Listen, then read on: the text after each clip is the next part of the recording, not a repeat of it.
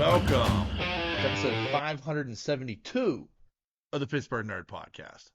I'm Sean. I'm Ian, and this is the only podcast that says Happy Star Wars Day. We are recording on May 25th, and 47 years ago, the very first Star Wars movie was released in theaters on this day. nice. Yeah, so more than May the 5th, May the 4th, which, I get it, but May 25th to me is like Star Wars Day. That's the day it all began Yeah. to me. I get you May the 4th, people. I participate, but today is the real day. Right. Today's the birthday. Today's the anniversary. Today's the day we what was it? Not compensated. I can't. I was gonna make a dirty joke, but I can't think of the proper terminology. Okay. So how are you, sir? I'm good. Yeah. Yeah. Been busy. Yeah. Yeah, I went up to Wednesday. I went up to Thursday. I went up to Hiopao. Yeah. Stayed there and then hiked, I think, 6 miles, Wow. something like that. And then, yeah, did that. And today went back there because they were having a reenactment at Fort Necessity, Okay. which I'd never been to. But Ellie and I are starting to collect these stamps. Yeah. And you get stamped at the historical sites for Right. a passport. It's called a passport. Yeah. And so I went up there and did that. And then I went to Laurel Caverns, Wow. which I was a little disappointed in. And then we went to Friendship Hill. Jeez. Yeah. Did that. Yeah. And then we wanted something to eat. And I was like, well, it turns out we were only like 7 miles from Morgantown. Yeah. So we went down to Morgantown to eat. And then we came out of dinner and freaking noticed the skies, and it was like this Yeah. whole storm coming. So it took me longer to get home, and I kind of waited around. You know what I mean? Yeah. So yeah, it's been busy. Wow. But yeah, I mean, it's just been running around. Yeah. But it's nice up in the Laurels, man. That's nice because I've been sweating my ass off all week. Yeah, it was nice up there. Like, trails we hiked were all shaded, Yeah. so like almost 10 degrees. Well, it's cooler up there anyway. Yeah. But it was really cool in the shade. Yeah. You know what I mean? And yeah, very cool in the shade, and it was just nice. It's been hot here, I know. It's been hot, period. Humid. Yeah. And Not like, so hot. I mean, it's just humid. I'm stubborn. I'm not putting my air conditioner in until June. I hear you. I'm suffering through it. It's been brutal. Yeah, it has been. I'll admit that. It's been brutal. And this year, more than any other year, the pollen, at least in my backyard, has been at a level I've never seen before. Really? Like, I went out Thursday. I had to run and get something from the store before I went to work. And I go out and I look at my car, and it's covered, absolutely covered In pollen. in yellow pollen. Yeah. And I'm just like, what the hell is going on out here? And Your car's black. Yeah, my car is black, and it had and the worst part was like the roof of the car was yellow, Like it was like so covered in pollen, like you couldn't see the black. It was like that thick on there. Like Right. and around like the sides of the car and like the windshield, I hit the windshield wipers and it's just like, spray a little stuff on there and like it's like just goo, just like being like pushed around by my windshield wiper Right. blades. Right. I'm like, Right. holy hell. It is always something in this backyard of mine. Right. Like I had like all winter, like over the winter, like I had a pine cone Armageddon. Right. Like my backyard, and I've been there a few years now. And I've never had it. Like there's pine cones on the ground because I have a pine tree, but like this year, like it just rained pine cones. Right. Like they were everywhere. Like I actually had to rake my yard before I could mow it. You know, Yeah. because it's like the pine cone situation was so bad, Right. and then like you throw on top of this pollen thing that's going on. Like, where is all this pollen coming from? Right. Like, and you go back like a couple years ago. Like, I remember I had the mulberry issue where like my my back walk was covered in like a completely covered in mulberries. I had to take a broom out there to like prevent like otherwise you're tracking that shit all over the place. You know, like you're trying to walk through and like I walk in the house and like I got I'm leaving blue footprints behind me in my Nice. shoes. Like yeah, I had to go buy like a street broom to Nice. like sweep these mulberries off the sidewalk and stuff. It was insanity. So like it's always something with his backyard. It's like an ecosystem all into itself, Right. you know. And I don't understand it, and like I need to like take care of some shit. But it's like, what is going on in my backyard? Because there is constantly some crazy shit happening. Like I'm nervous about mulberries again. Like Mulberries. oh, the worst. And on top of it all, of course, like the people who live next door to us have bird feeders. So there's birds everywhere. So the birds are getting into the mulberries. And then guess what? My black car is covered in mulberry bird shit. Right. You know, Right. thanks. Just what I needed. Yeah. Just what you wanted. Yeah. Walking out and seeing a big bird deuce right on my windshield that's been sitting there for 3 days baking in the sun because I haven't been out to my car. Right. Right. So now I've got that impeding my vision as I'm trying to like just go to the gas station. It's the worst.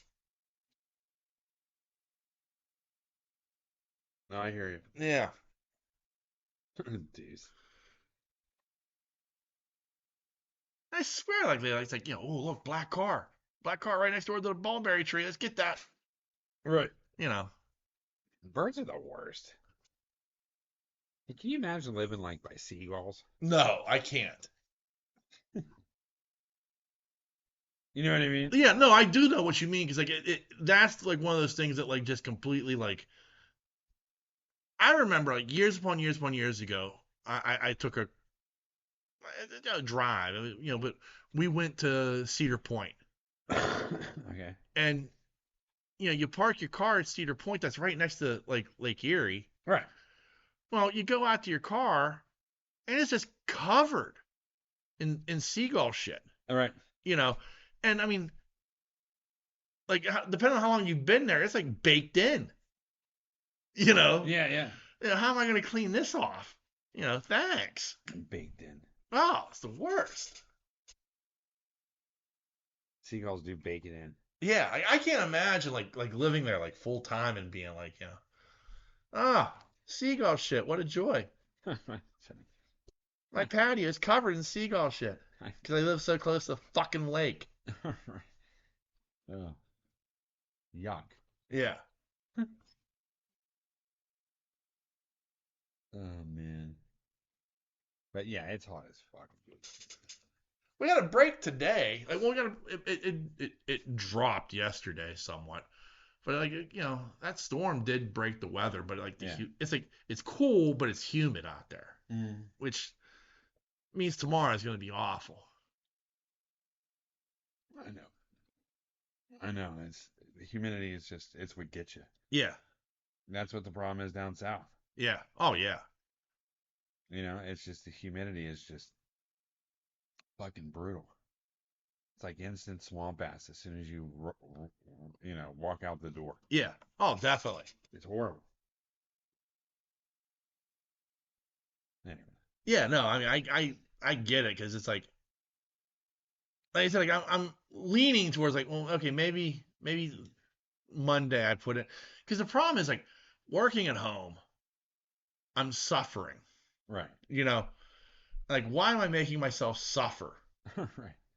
Like I can relieve this, but there's that part of me that's like, no, you don't put the air conditioner in yet. Like, it's kind of like how far into December can you go before you turn on the heat?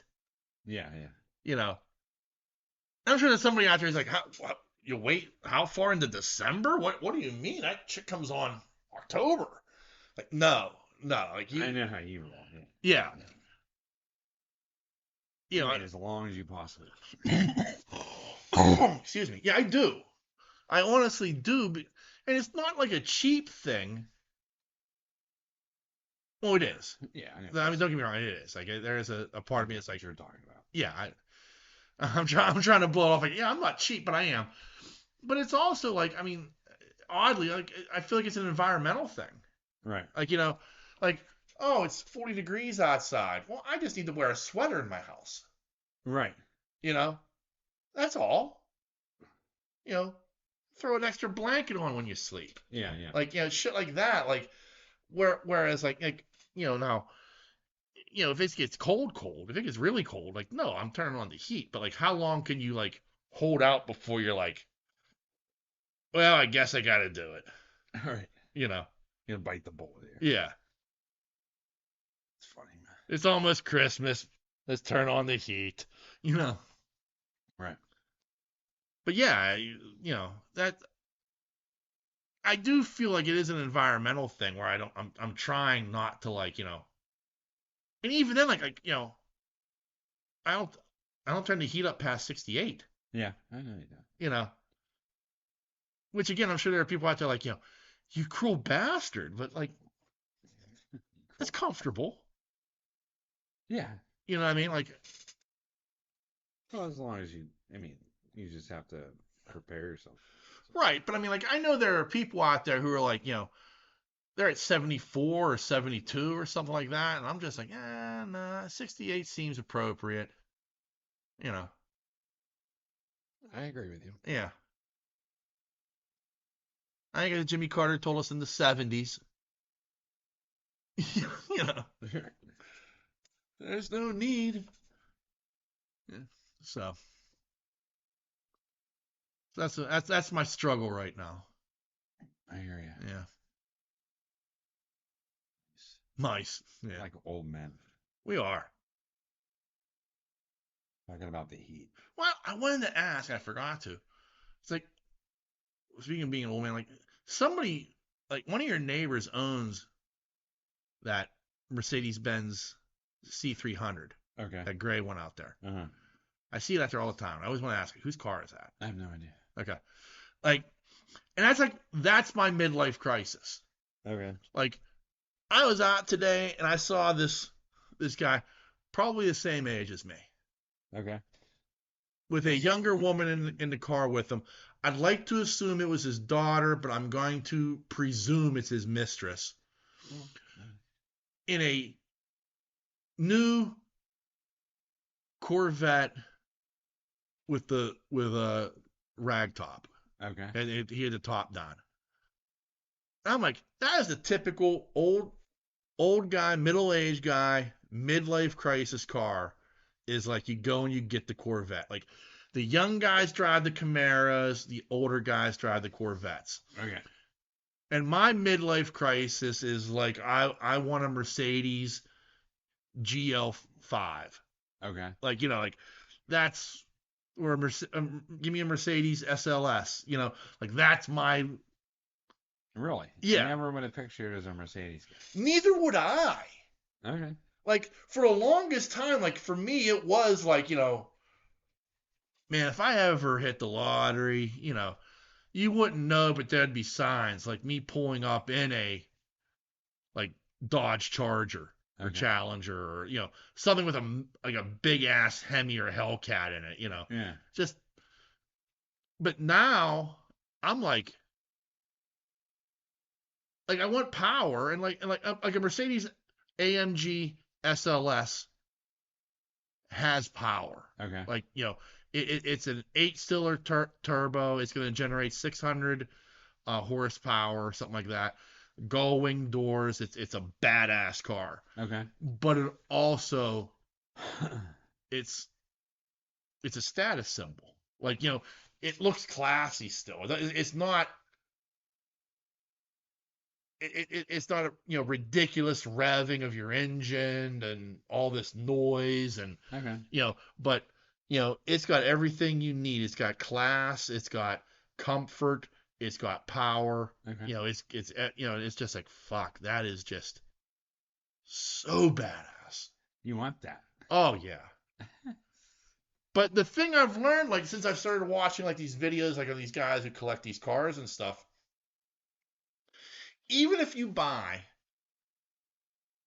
like a 10-year-old car, Right. like if you buy like a 10-year-old Mercedes E-Class, which is like their like luxury line, Yeah. that's an $80,000 car new. Okay. The problem is 10 years later, the parts are still for an $80,000 car. Right. No matter what you pay, like, if I pay $10,000 for it, the parts are still for an $80,000 car. Right. That's the problem with these cars. That like even if I can't afford one, I can't afford one. Right. Because it's like that thing of like, well, if something goes wrong, I can't afford to fix it. Yeah. Even if I'm buying a 10-year-old car, Right. which is like crazy to think about, but that's how cars are nowadays. Kia Soul parts are cheap. Right. Kia Souls are cheap. So it's like that's the difference. Right. But there's that one auto like used car lot. It's like almost kind of like it's right next to the Monroeville bowling alley, the one on 48. Okay. Right there, there's this used car lot, and they always have used Mercedes. Okay. And I drive past there all the time, and I'm always like resisting the urge to turn in and take one for a test drive, because then I'm going to get roped into like much like my new phone, I'll get roped into getting one. Right. Okay. So I'm resisting the urge to do it, but there's a part of me that's like, at some point, I'm like to get through my midlife crisis. Okay. Because that's the problem is this is my midlife crisis. At some point, I'm just gonna rent one. So you're saying that you're having a midlife crisis right now? Well, I'm not saying I'm having a midlife crisis, but like I feel like that is my midlife crisis. Okay. Like I'm smart enough to know like I can never afford the car. Okay. I'm not gonna put myself in over my head. Okay. But at the same time, at some point, I need to scratch that itch. Okay. Gotcha. And like renting one for like a 4-day weekend. That'd be cool. Yeah. You like think that'll satisfy that? I think it would, because at that point I can say like, okay, I've at least driven one.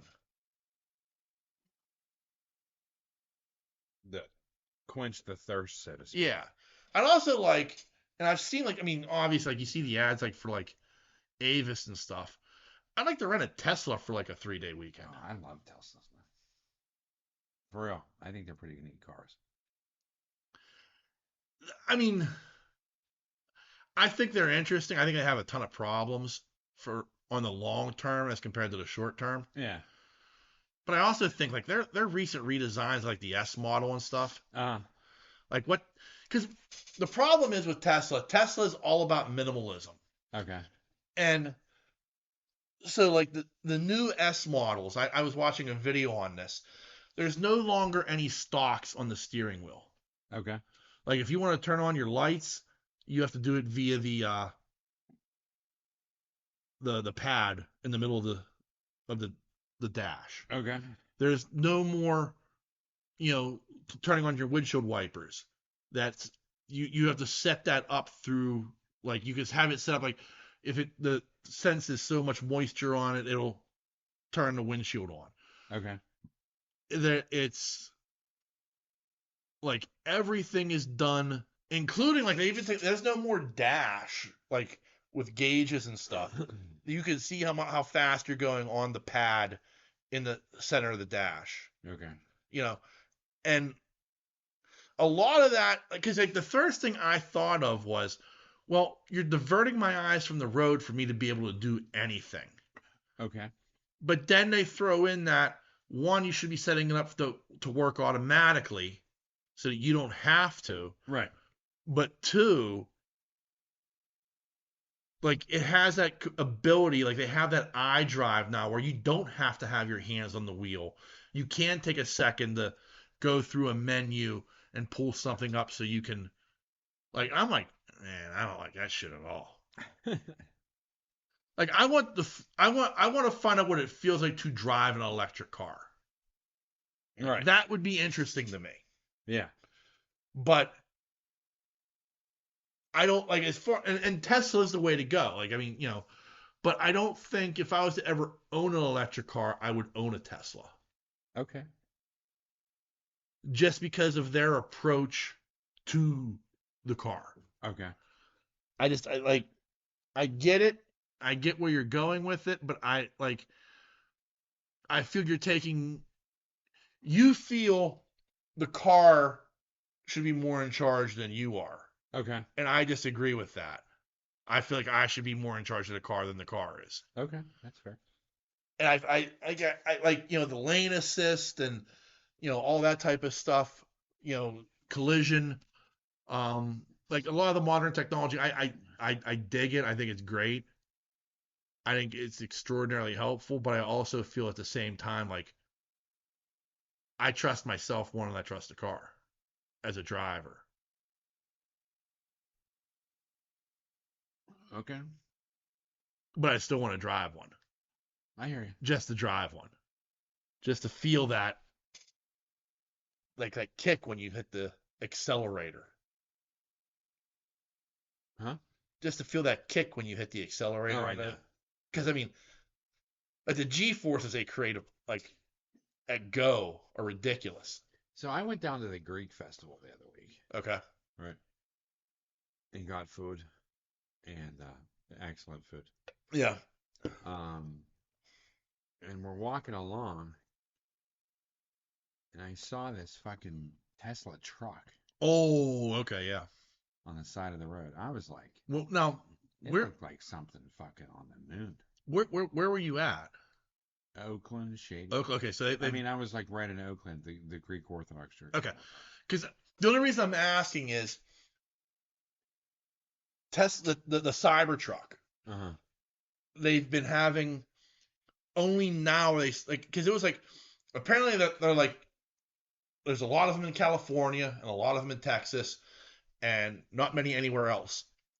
And now they're finally starting to kind of like ship to the rest of the country. Yeah.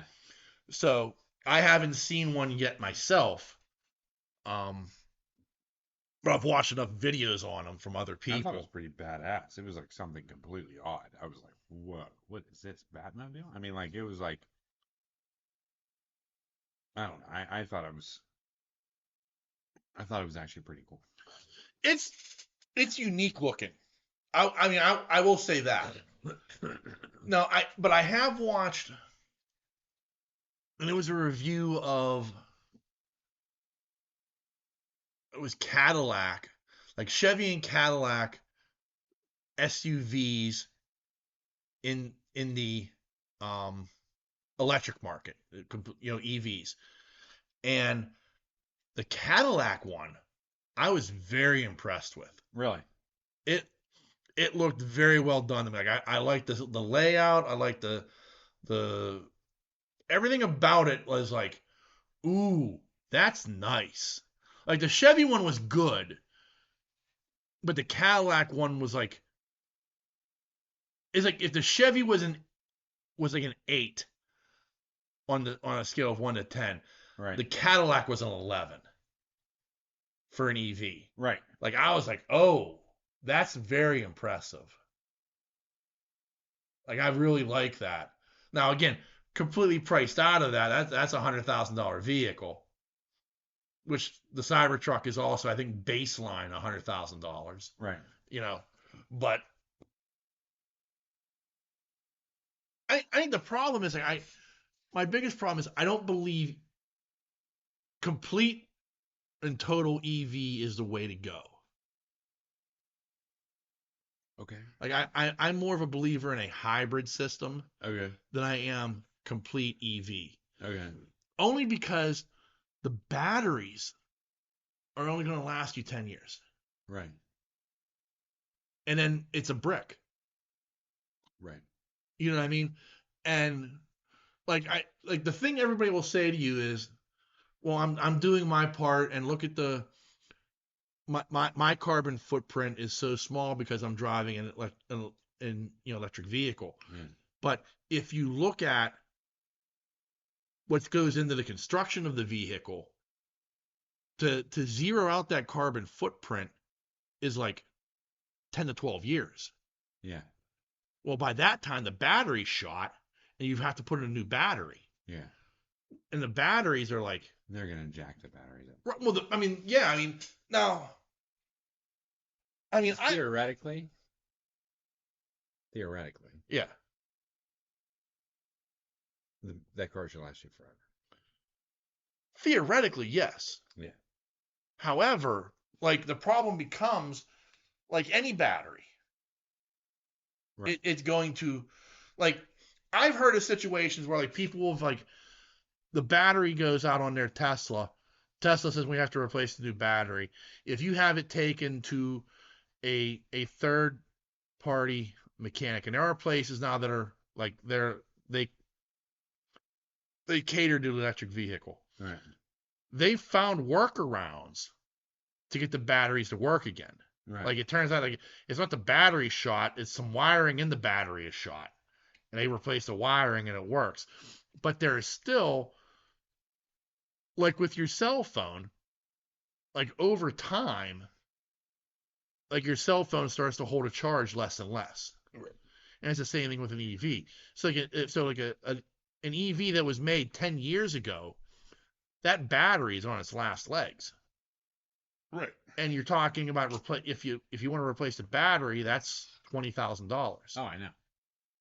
That's crazy. Right. And then but then your carbon footprint jumps back up because of how much like digging for the raw materials and they're only found in like select places in Asia. Yeah. And like all the shit that goes into bringing those materials to the US and like all of that. Now all of a sudden like your carbon footprint, which was zeroed out after 10 to 12 years, jumps back up again because you just had to replace the battery. Right. If you do that. Right. Or you just go and you buy another EV and now you're starting square one. Yeah. So like I'm always of the mind something has to change. Yeah. And I'm not, and I'm certainly somebody who believes in finding ways to like, make renewable resources more viable.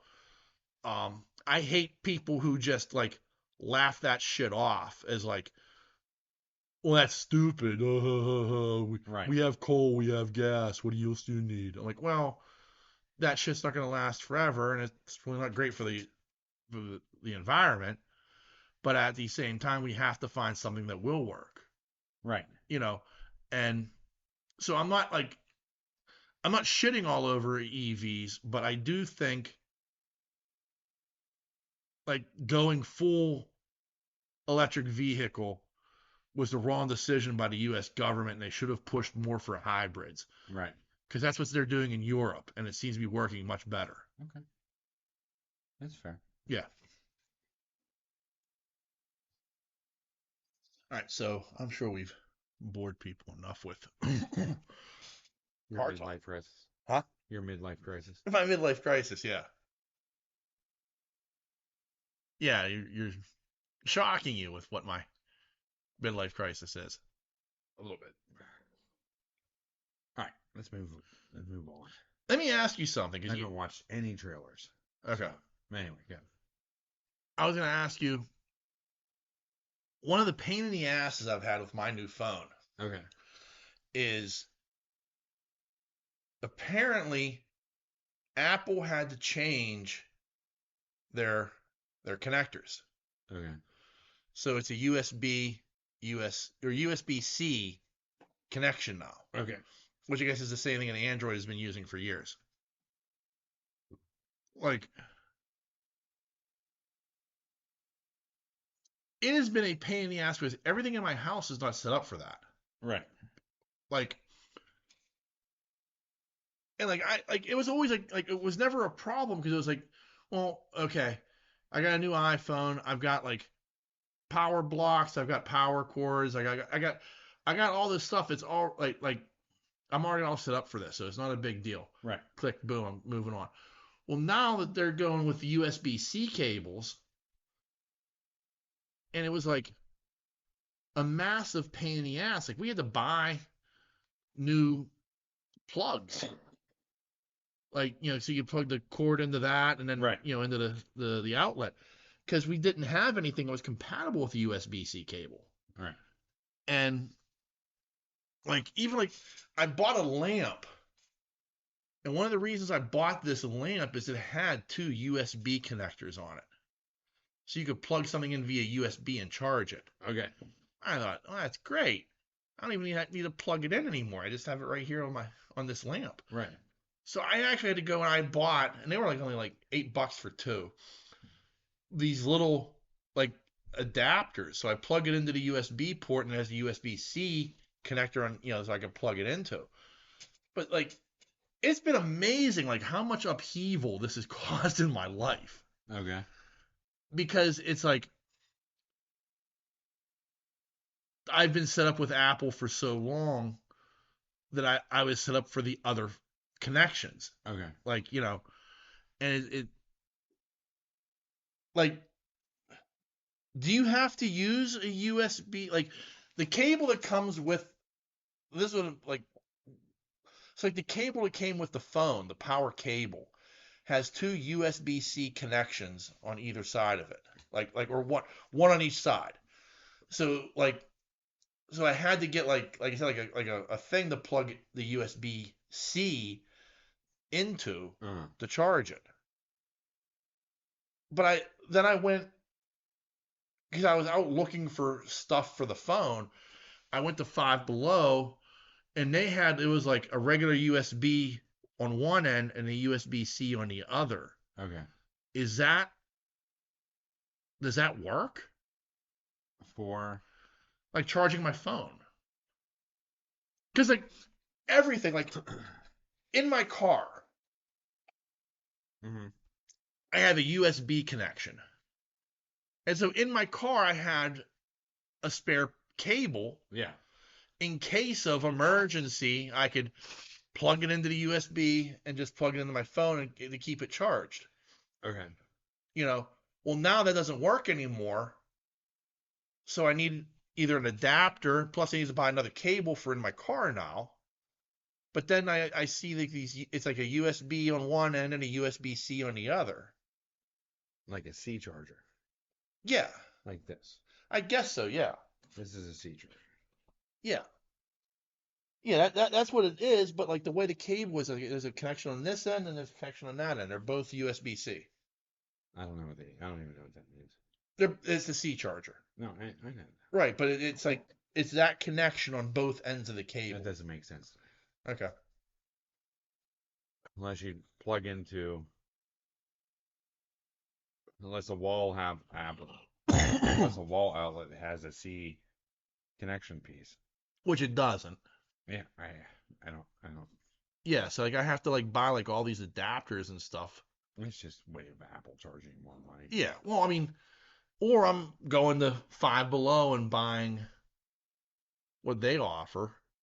You know what I mean? Like, but it was just like, and then the phone, the watch is the same way. Yeah. It had a USB-C connection at the end of it. Like Because the phone, the So way, 2C connectors on either end. well, with the watch, the watch, it has like this round piece on one end, and it kind of clicks into place Yeah, like I know. magnetically. I know. Okay, so that's at one end, and it's a USB-C, a C charger at the other end. Right. So that's a pain. Like that, having the two cables is also a pain in the ass because I'm used to having just the one on my nightstand. Yeah. So that's also been something to deal with. Yeah. No, I get it. But I've never seen a CC yeah, connection like that. I'll have to bring it over and show you. Yeah, I've seen the watch because I have a Samsung watch. Yeah. My Samsung watch, same thing. Yeah. C right in, USB on the other end. Yeah. But I've never seen a CC charger. Yeah. So it came with it? That's what came with the phone. Yeah. That doesn't even make any sense. Where does it fit in? It doesn't. I almost feel like you got the wrong adapter. No, that's what came with the phone. Like it was in the box with the phone. Like CC adapter. Yeah, a C. No USB on one end, just CC. Yeah. I Apparently, don't know what you're supposed to fucking do with that. but apparently that is I was told it is a law in Europe that Apple had to do that in order to be able to sell phones in Europe. They must have different adapters. Yeah, so I'm like wondering, like, since it's so like new to you, if like maybe Samsung gives you the USB on one end in America, but in Europe it's CNC. Yeah, I have no idea. It seems very fishy to me because it doesn't make sense for our type of chargers here. Right. You know what I mean? Like, no, I completely agree. All chargers that I've seen, unless there's something new that has come out, because I haven't bought a phone in a while. Yeah. That's another thing. Maybe that has changed with Samsung as well, and you're just not aware of it. I'm just not aware of it. Yeah. Because I've only seen USB to C and then charge your phone. I've never seen a CC charger. Yeah. It kind of pisses me off in a sense because they're just trying to upcharge. Now you're going to buy their product again. Right. You know what I'm saying? Like, it may be $25, but when you have, 180 million people buying a $25 connection piece, do the numbers. Right. And like I said, I mean, the big problem became, like, for me,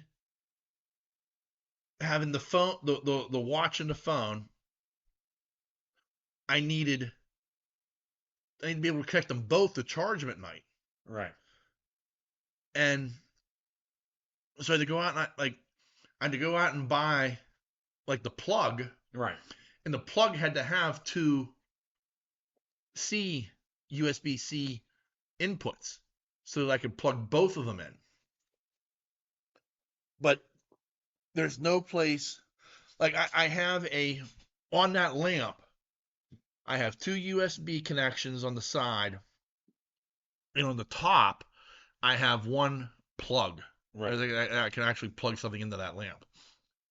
And that's usually like where I plug in like the vacuum cleaner. Or the vacuum cleaner off. But it was like so inconvenient to have that power plug there all the time. Yeah. And then the two cables coming off of it. Right. And it was like, so I found these. I'll show them to you. Yeah, let me see what you're doing. Let me pull this up here real quick. I found these on Amazon because I was like, there's got to be something better. You know what I mean? And I found these, and of course they're going to take forever to load. Here. Yeah. I found these right here. Yeah, I see the adapter. Yeah. Yeah. So like I bought these adapters. How much? They were $8 for two. Wow. Not actually $9 for two. But like it's so worth it because like I plugged them into those USB connections. Right. And now I'm good to go. Right. I Whereas,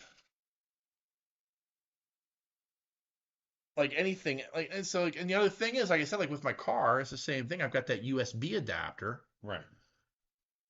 but it doesn't work. Like I need to go buy a new cable for in my car still. Right. Not that not that the battery's ever a problem. Even with like the old phone, my battery wasn't a problem. You know what I mean? Yeah.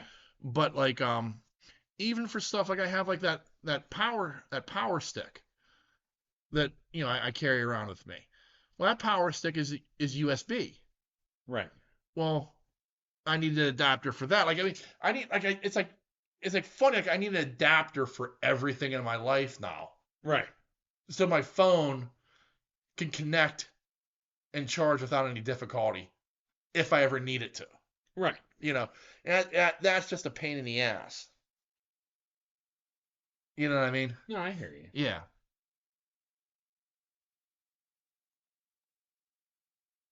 Is a pain in the ass. It is. I mean, it really has been, and it's been like an expense because, like I said, like Sure. it's like you have to replace like I used to carry like a cable. Like I said, I carried a cable in my bag along with the power stick. Right. So in case I ever needed to, I had that accessibility. Right. I had like I said the cable in my car in case I needed to do charge it in my car. Like I had myself set up in my life so like I should never run like I should never have the excuse of my battery's about to die. Right. Right. Like Exactly. you know what I mean? Like Yeah. I should always be okay with battery life. Yeah. Because that's what life is. Like in all honesty, life our lives are revolve around our devices now in a lot of ways. In batteries. Right, in batteries. So here's the scariest thing of it all. Okay. So if we were attacked, no, really, Yeah. I'm not trying to be a dick, Right. and I'm not trying to be this, prepper or anything Right. like that. But if we were attacked by electromagnetic, you know Yeah. what I mean, Right. devices, we'd be done. Our communication would be absolutely off the grid. There was a show about that. Yeah. Yeah. I wish I could remember the name of it. What is it? EMV, EMP? Yeah, an EMP. Yeah. There was a show, and I wish I remember the name of it, where something happened where it was like a worldwide EMP knocked out all electronics in the globe. And so like 10 years later is when the show's taking place. Right. And there are devices like very few people have them, and but there are devices that can actually block like it's something that happened in the air that's caused all electronic devices no longer work. Tesla? No, but Yeah, but there are devices that block that. So at one point, like the main character, like when they find this, they hit the button, and all of a sudden, like they had like an old not iPad, the iPod, Okay. and then like connected to like a radio, and whoever had it, they hit the button, all of a sudden the music started playing, and it was like the first time he had heard like, Whatever. yeah, sitting by the dock of the bay, Yeah. in 10 years, like the guy's like, I never thought I'd hear that again. Yeah. But it was like very interesting. Like like at one point, the villain gets a hold of one, and he's using it to fly a helicopter. It was like shit like that. It was kind of interesting, but it wasn't that interesting that I kind of followed the show and I kind of fell off and it got canceled. But like the concept itself was interesting enough that I checked it out for a while. Yeah. And then like I got like halfway through the season, I was like, yeah, this just isn't that good. But the concept is The interesting. concept is good. Yeah. And so the thing is like what they're gonna do. So I think the next Cold War is not going to be about nuclear weapons. I No. think it's going to be about Yeah. technology. Right. Well, I think it already is. Well, yeah, I get that.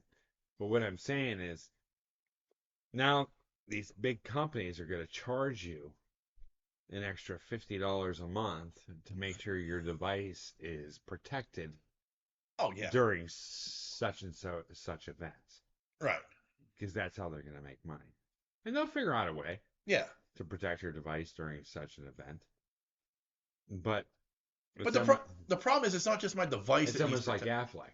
Yeah. I mean, like you can go 20 years without even being hurt, and you're paying all this money to Affleck. Yeah. You know, and then like you've paid all this money, and at the end, if you do get hurt or whatever, they'll give you the money. Right. But what I'm saying is like these are going to start working in the phone plans. But it's not just my phone that needs protected. Okay.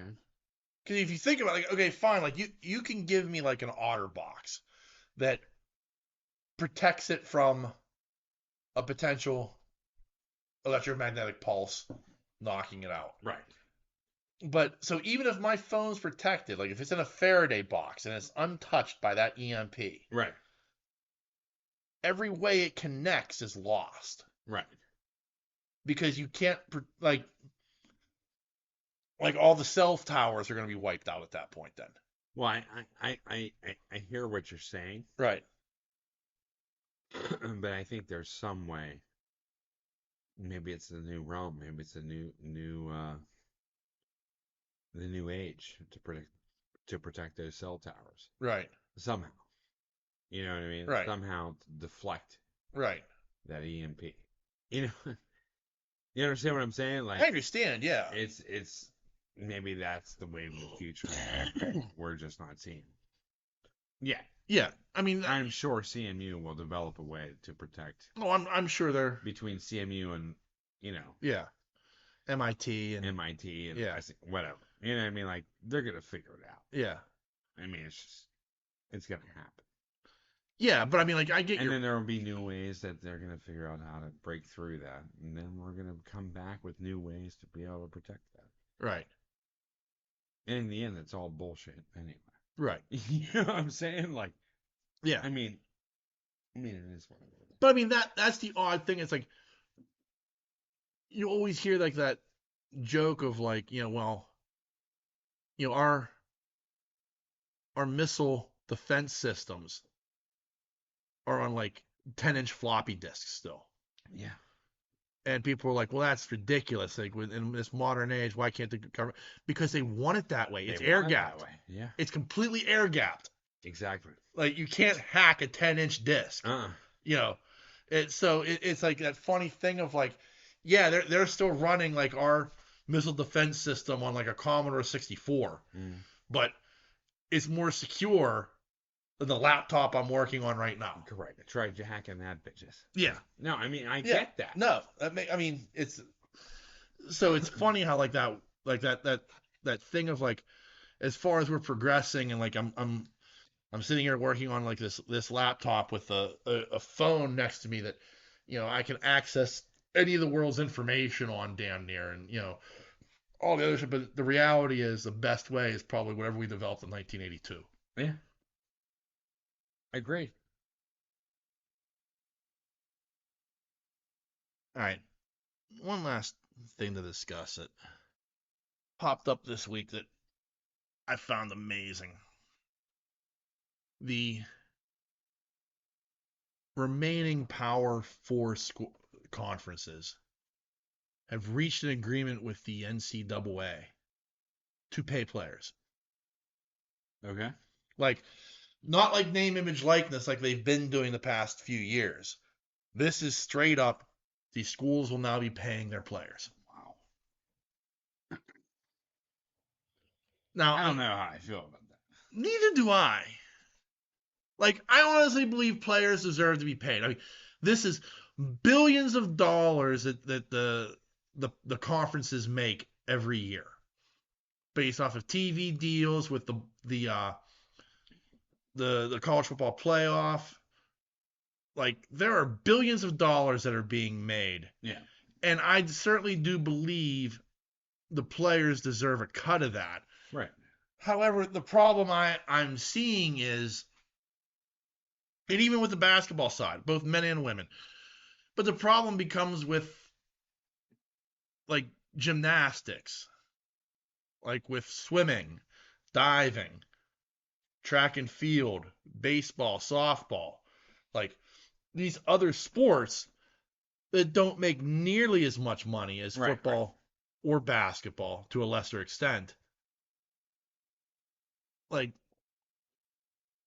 I mean, a lot of these players have done well with name, image, and likeness. There's no doubt about that, especially in like these other sports.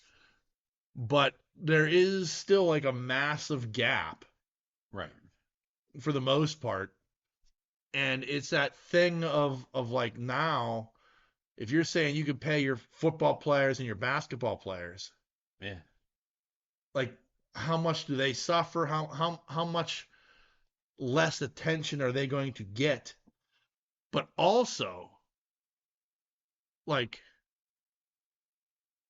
how does this stop like in Alabama or a USC or Texas who have like unlimited resources from their alumni? right, To just funnel that money right in so you can go and recruit and you can sign players and give them the most money possible. Because the one thing I haven't heard talked about is a cap. Yeah, that's what I was going to mention. Is there a cap on this? Or? I mean, there is a possibility. I mean, it's already kind of happened now with name, image, and likeness with some players, where they're literally making less money to play in the NFL under a rookie contract than they were. Yeah. You know what I mean? Yeah. Playing for Bama. Yeah. Yeah. Like, you know, Shakur Sanders has like millions of dollars in name, image, and likeness deals at Colorado. And, you know, next year when he goes into the draft, he's going to probably lose money on some of that. Right. I mean, some of it is also like, I mean, I think they have a deal with KFC, you know, so he does commercials for KFC. Like there are other things like from a national standpoint that'll probably continue. Yeah. But still, it's like this funny thing of like, like how much money is Ohio State willing to spend for the top quarterback in the country? Right. How much money is Michigan going to be willing to pay for the top defensive back in the country? Like these are the things like, and then like the transfer portal was crazy as it was already, but now like recruiting will never end. Like you could say, go in the transfer portal, we'll pick you up, and we guarantee you $2 million a year. Yeah. You know, that's just from us. And then with name, image, and likeness, here's another $3 million. So you're gonna be making $5 million total. What are you making playing for Pitt? Right. Right. Like that's how I see it. And like it's gonna be like Penn as an example, like Penn State has a very deep donor base. Okay. But not as deep as Texas. Not as deep as Alabama. Right. You know, not as deep as Ohio. Like, and it's going to be like, I feel like it's going to end up going the route of Major League Baseball, where like, okay, maybe I can work my way into the playoff, and maybe I can pull off a few upsets. Yeah. You know, but it is going to be much harder. And I don't even want to say for a small school, but like for a mid-range school like a Penn State, like a Pitt, West Virginia,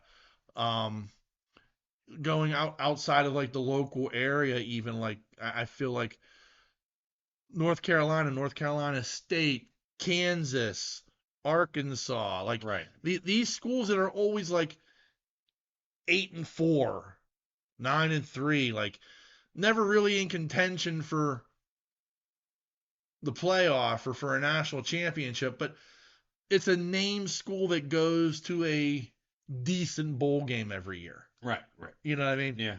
Like those are the schools, and then like you want to talk about lesser schools, like you start talking about like outside of the Power Four, like that little guy is going to go away. Yeah. Like I feel like this is what this is ultimately setting up is there's going to be two different levels of there's going to be two different levels of major college football. All right. There's going to be the Power Four, which is going to be like all the teams in the SEC, ACC, the Big Ten, and the Big 12. Like those 60 schools or whatever that total number is in those four conferences are going to be level A. Yeah. And they will compete against each other. And that's where the national championship is. And then there's going to be those like the MAC and the Mountain West and these lesser non-power conferences Right. that might as well have their own playoff and their own national championship. Like have the NCAA sanction it. Right. And they compete on their own. And these schools are almost like a subdivision of the NFL. Right. And like the rest of them are actual college athletes. Right. No, I hear you.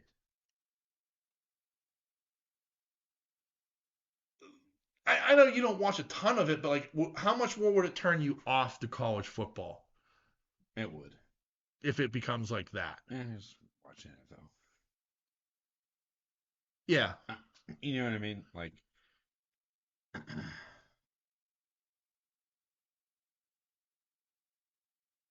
don't know. I think that the players should get paid. Yeah. But I think they have to feel the struggle to get there to be who they are. Like I've always felt. You know what I mean? Right. Like I have always felt like in season, you should be paid based upon your level. Right. Like if you are a freshman, then you get paid $500 a week. Mm. If you are a sophomore or a redshirt freshman, that's $750. If you are a junior, then you are at $1,000. Yeah. And then if you're a senior, $1,500 a week. Yeah. Like in season. Yeah. Yeah. You know what I mean? Like to me, like that is maybe you pump that up a little bit in football because it's only 12 weeks or 12 weeks plus a bowl game. Yeah. Maybe you pump it up a little bit because compared to other sports like basketball goes on much longer. So for like not competitive balance, but like for a balance in how much you're spending on each sport, maybe you pump up what a football player makes compared to a basketball player. But like to me, like that is optimally because then that way it's also fair. Alabama can't come to you and say, well, Pitt's paying you $1,000 a week. We'll pay you $5,000 a week. Right. Like it has to be legislated. This is what you're allowed to pay the player based upon where they're at. Right. And it's all capped off. Right. Whereas like to me, it sounds like it's just going to be the wild, wild west, and the rich are going to get richer. Yeah, exactly. And the not as rich are going to suffer. Yeah, I hope it's not like that, but that's the way it's going to go. Yeah. I mean, the biggest complaint about like the reason they expanded the 12 teams in the playoff was people were complaining about, well, it's like the same four teams almost. Right. It's Bama, it's Georgia, it was Clemson, Ohio State, or Oklahoma or Michigan. Yeah. Like there was like 6 or 8 teams that were only like you could. And so that's why they expanded to 12 to give like lesser teams a shot. Right. And like the thing that drives me nuts, like the people who were against that were like, well, go back to when Pitt won the ACC. Do you think they would have had a chance in a playoff? Maybe, yeah. Yeah. Like, no, they wouldn't have been a top five, but you put them in a, maybe they pull off an upset or two. Like, that was a good team. Right. They lost their bowl game because Kenny Pickett sat out and the second string quarterback went down with injury and they still almost won. You know what I mean? Like, it was, yes, I believe that team could have competed in a 12-team system. Right. Would I sit here and say, do I think they would have won the national title? Well, no. No, I don't. Right. Like, I'm not stupid, but I think they would have had a chance given the opportunity. Yeah. But now, like, you almost don't want to make it. Yeah. Like, because it would feel like, yeah, you're in, but you really don't have a chance. Yeah. It'd be like, a Pirates team going up against the Yankees. Oh, that did happen in '60 and they did win. But, you know what I mean? Like, you'd feel like, man, odds are stacked against us. Oh, yeah. And that's just how I'd feel about, like, unless you're one of those top teams, like, if this is the case, I would not feel comfortable going into, as a Pitt fan, I don't think Penn State would do well. Right. Like Penn State's always like the third or fourth best team in the Big Ten. Always. Like, they'll run and then they get to like Michigan and Ohio State and they shit the bed. Right. You know what I mean? Or they'll like drop a game to Iowa for no reason. Like, Penn State's always that team. And if you put them into a playoff, if they were in the top 10 and you put them in as an at-large bid, like, if I was a Penn State fan, I would not be comfortable at all. And I'd be worried about getting destroyed. Oh, yeah. You know what I mean? Like, because you're not going to attract that top talent. If I was Kansas, if I was, or a better example, Missouri had a big run this year in the SEC. Only lost 2 games. Probably would have made the playoff this year. Right. If I'm Missouri, I wouldn't feel comfortable in that situation. Yeah. Like, you had a good run in conference, but when you got to Alabama, when you got the big names, you still kind of like soiled yourself. Right. Right. Good for you. You won 10, you lost 2, but the 2 you lost were the 2 teams you really needed to beat. So it's that funny thing of like, the expansion of the college football playoff in conjunction with this ruling, I no longer feel good about college football. Okay. Fair. Yeah. And it bums me out. Yeah.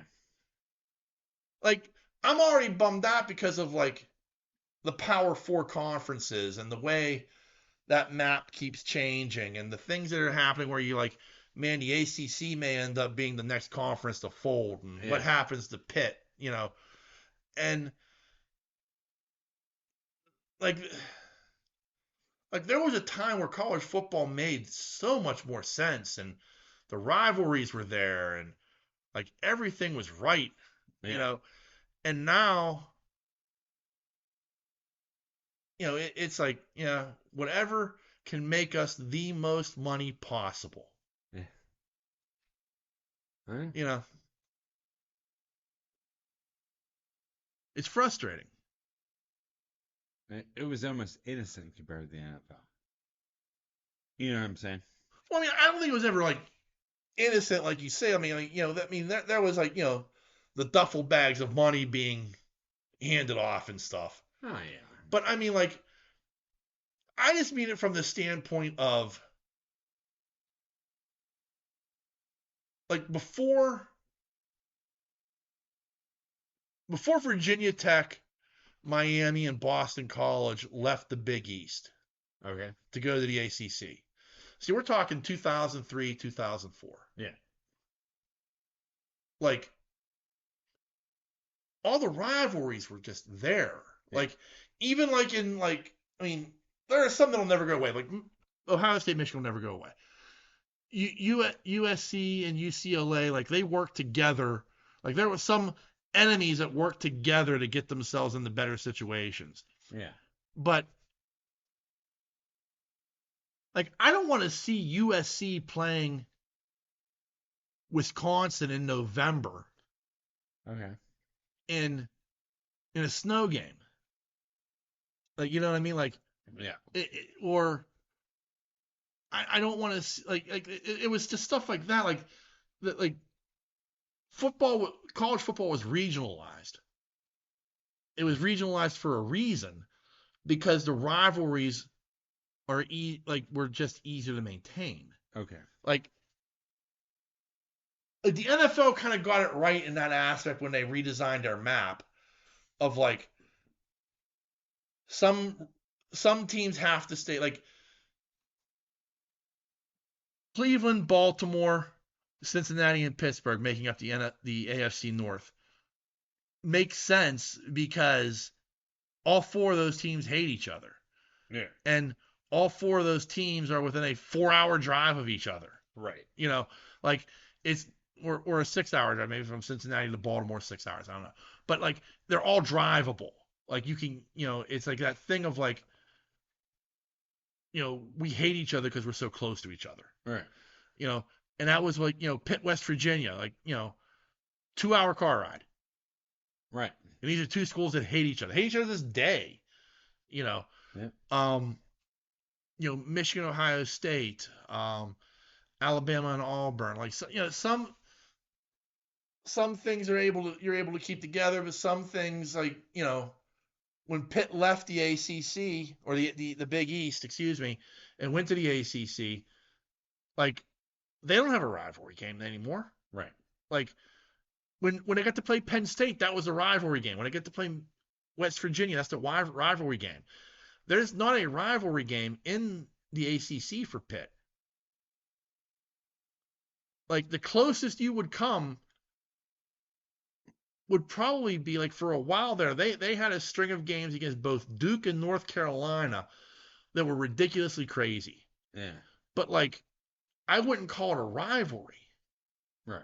Like, you know what I mean? Like, they're not close enough that I would be like, yo, yeah, Duke, I hate those motherfuckers. Or North Carolina, exactly. I hate. Like, I have like no hatred towards any ACC team. In all honesty. Yeah. No, let me take it back. I still hate Miami. Yeah. I'll always hate Miami. Right. But like that's still not like a real rivalry. Yeah, I agree. You know what I mean? Yeah, I see that. Like, and the same thing like Penn State. Penn State joined the Big Ten in what, like 1994. Right. So we're talking 30 years later. I still don't think they have a real rival in the Big Ten. Right. And they've been there for 30 years. Like, they tried to create a rivalry with Michigan State, but, like, Michigan State already had a rivalry with Michigan. Like, they had the Land Grant Trophy and everything. And it's just like, that doesn't make my toes curl. Yeah. Like, it's that funny thing. And it's that also, like, the sad thing is, like, when Pitt joined the ACC, they joined with Syracuse. Okay. And, like, I mean, there was a rivalry there, but not like a strong rivalry, just because you played each other every year. That was all. Right. Like, I wish Pitt had joined the ACC with West Virginia. Yeah. Like, I wish that's what would have happened. Yeah. Because but for the ACC, they wanted to be in the New York market, and they needed Syracuse. Right. So I'm sure even if Pitt had tried, ACC would be like, no, we want Syracuse. We don't need West Virginia. Right. No. So. But yeah, this news bums me out, but like I said, as much as I believe players do deserve to be paid, I got a bad feeling this is going to get out of control real fast. Yeah, I think it will. Yeah. All right, well, anything to add to the proceedings there, sir? No, I'm good, sir. Well, remember, there are a number of different ways you can reach out and touch us. Hey. You can send us an email. That email address is pittsburghnerd@yahoo.com. You can also find us on Facebook and Twitter. Just search Pittsburgh Nerd. We're very, very easy to find. And we are on a number of podcasting networks. You can find us on the Tangent Bound Network, the Weeby Geeks Network, and the Pod Breed Network. Just give them a Google search. You can find all the other great podcasts they have to offer. And lastly, as always, want to thank you, dear listener, for taking the time to check us out each and every week. We can't thank you enough for your support. And so on that note, the dreamer has awakened. Peace.